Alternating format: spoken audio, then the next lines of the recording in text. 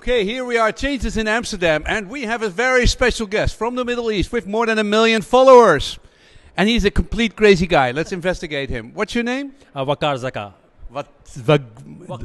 Waqar. W-A-Q-A-R. A-R. Okay, so you have a show from Dubai, basically for the Pakistan development, and you do complete nutcase stuff, right? You play with tigers and do all kinds of it, and it's really a big show. It's really popular, right? Yes, the show is called Living on the Edge, and because of that show, I have a massive following in Hindi and Urdu speaking ground all around the world.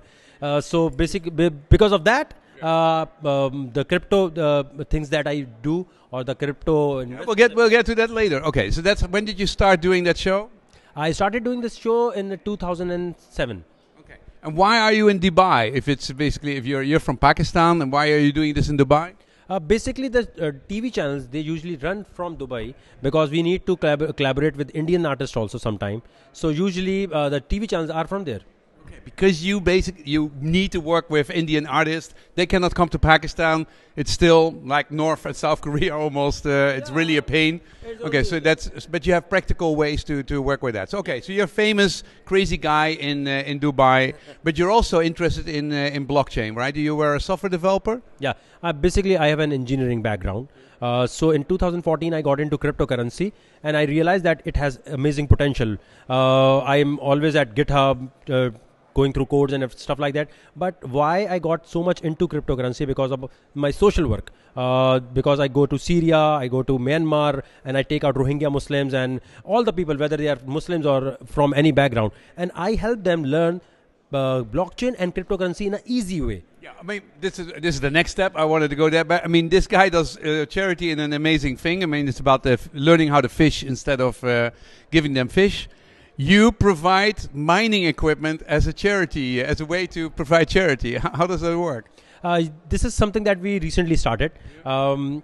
3 years back, I was looking for options, that what options I can give this to these refugees so that they can earn easily. Because if you give them charity one time, this is only one time thing. So I think cryptocurrency can actually really bring a revolution in these in their life, because they don't have banks, they don't have documents, they don't have identity. But they have education. A bunch of them have education. In case of Syria, they are educated. They are really educated. Some of them are PhDs. Now they are homeless. So I think cryptocurrency can really change their life. And I'm trying my level best, and I'm coming out with my own cryptocurrency also from Pakistan, because Pakistan is land of engineers. I welcome everyone to come there and visit, because whatever you can get in $50 from Pakistan, the same quality of blockchain development you can get in 50% less. And they have fantastic English language skills. They have good education. There's great engineers. You say the cost per hour is €10 for an engineer? Yeah, it depends. It depends on the project basis. But in my opinion, Pakistan is like the amazing place where you can have mining also in the up north areas. Very cheap electricity. How much? It's extremely cheap, like through hydropower. Through hydropower, if you're running it, in my opinion, if you calculate from a Bitmain miner, 2 cents a kilowatt hour, 3 cents. It's less than Quebec, the Canada place who are giving it very less. Because I have been traveling for last 1 year, and traveled 83 countries just because of cryptocurrency. Okay, 83, yeah. And today you're here at Changes in Amsterdam. And I see you going around, and you go to all these startups and ICOs, and you give them 45 seconds, right? Why 45 seconds? Because in less than 1 minute, let's see if they can explain it, because people get really bored if the video is really long. And blockchain is already very boring for common people. So we need people like you and me need to make it entertaining. So I'm completely, I mean, this interview is already longer than 3 minutes. It's boring. My son is over 4 minutes. He's already saying, and the battery's getting down. Okay. Why are you so interested in blockchain? What do you think it will, I mean, now we understand that you for social work, it's a great thing. And you help them, you move people, you educate them in their own language, and you help them to make money for themselves. What do you think blockchain is interesting for society?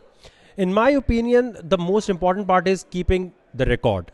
Like this open ledger thing is very important when it comes to keeping record of elections, when it comes to keeping record of different school degrees maybe. I think blockchain can revolutionize, and it can cut down fraud to like 0 degree, I think. So that, in my opinion, cryptocurrency is just a part of it. I love blockchain. I love the way blockchain is working, and It's an elegant technology. It's an elegant way to make sure that everybody has the same truth, and it's beautiful that it's open and that kind of. But the changes it will cause. Where do you see the changes in society coming in business, in government, etc.? in my opinion, basically banks removing the middleman. That is the biggest thing they can do. And the other thing is, there are lots of people in my region who cannot have a bank account, who don't want to have a bank account, because in Pakistan people are really, really rich, and they don't. Or they are very, very poor. No. This is. I don't know. In Pakistan, everyone is so rich. They have strong buying powers. If you come there, you will be amazed. Like, everyone has 3 cars, and the poor people are everywhere. But the percentage of rich people and buying power in Pakistan is very strong.